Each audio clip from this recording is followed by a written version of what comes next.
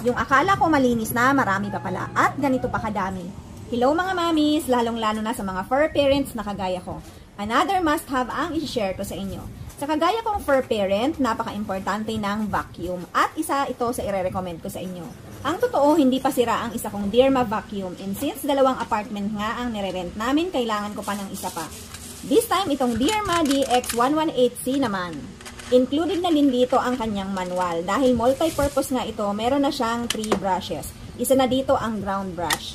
Ito naman ang machine body kung saan nakakabit ang dust panel frame at removable strainer. Ito naman ang handle connected sa metal tube para maikabit sa pinaka-machine body. Madali lang naman itong ikabit. Kailangan lang isuksok at ilak. Meron din itong kasamang round brush, nozzle, pero madalas itong ground brush ang gamit na gamit ko dahil may vacuum nga ako sa kama. Pero kung gusto nyong gamitin siya pati sa kama at bintana, pagpalit-palitin nyo lang ang brush kasi removable naman siya. Isa sa nagustuhan ko sa vacuum na to, mahaba ang cord. Tingnan nyo naman, sinaksa ko sa work table ni Mister pero naabot sa kusina namin at sa ilalim ng kama ng mga bata. Pangalawa, malakas ang suction niya. Sa lakas ng suction niya, ang dami talagang nahigop kahit nagwalis na ako kanina.